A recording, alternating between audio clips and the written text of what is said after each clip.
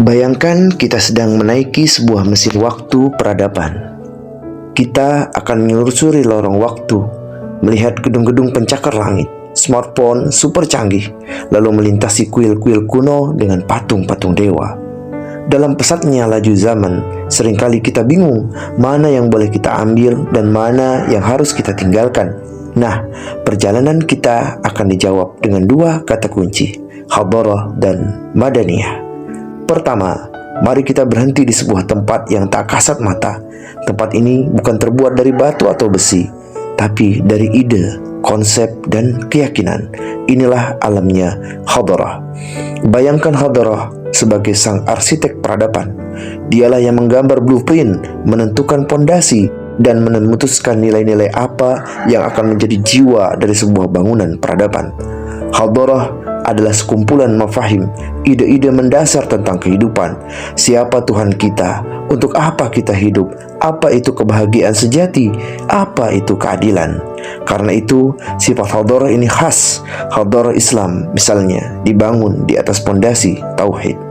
Tujuannya adalah beribadah kepada Allah, sementara Hadharah Barat sekuler, pondasinya adalah pemisahan agama dari kehidupan atau sekulerisme dengan kebahagiaan yang diukur secara materi. Jadi, Hadharah adalah jiwa, ide, dan landasan nilai dari sebuah peradaban. Sekarang, dari blueprint sang arsitek, lahirlah bangunan-bangunan nyata. Mari kita keluar dari alam ide dan masuk ke dalam alam benda. Inilah dunia Madaniyah.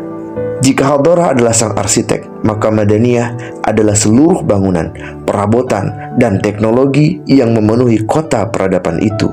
Madaniyah adalah segala bentuk fisik yang bisa kita indera, dari ponsel di genggaman kita, mobil yang kita kendarai, hingga rumah sakit yang merawat kita. Nah, di kota yang sangat besar ini, kita menemukan dua jenis distrik. Distrik pertama, distrik khas dan simbolik. Ini adalah distrik yang arsitekturnya unik dan penuh makna. Di sini kita temukan patung-patung dewa dari peradaban Yunani, kalung salib, atau pakaian adat dengan ritual tertentu. Benda-benda ini adalah Madaniyah yang khas. Ia lahir langsung dari Hadharah tertentu dan mengandung nilainya. Mengimpor benda dari distrik ini bisa berarti mengimpor pula jiwa atau keyakinan di baliknya. Distrik kedua, distrik sains dan teknologi. Ini adalah distrik yang penuh dengan pencakar langit, laboratorium, dan pabrik yang canggih. Di sini kita temukan internet, pesawat terbang, formula obat-obatan, dan teknologi renewable energy. Ini adalah Madaniyah yang umum.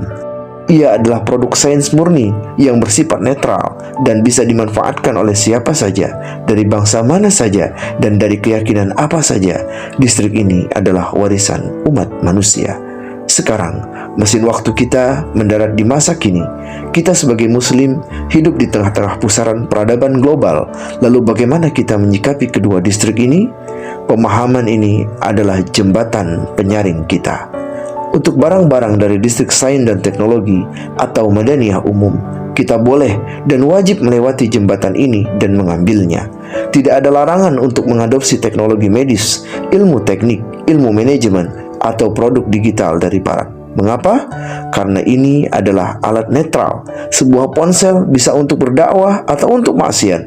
Itu tergantung kita yang menggunakannya. Ambil ilmunya, raih teknologinya untuk kemajuan umat. Namun, ketika berhadapan dengan distrik khas dan simbolik, serta blueprint ideologisnya, yaitu Hadharah, kita harus berhenti dan bertahan di depan jembatan itu.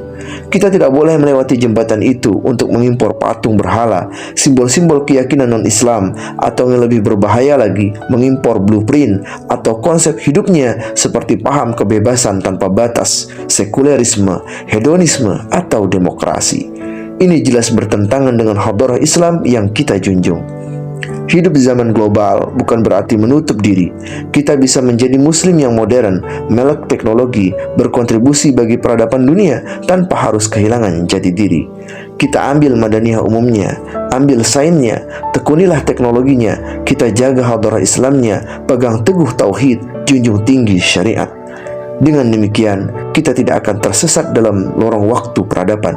Kita akan maju secara material dengan jiwa yang tetap terpaut pada nilai-nilai ilahi. Terima kasih. telah menyetel mesin waktu peradaban bersama kami. Sampai jumpa dalam perjalanan wawasan berikutnya.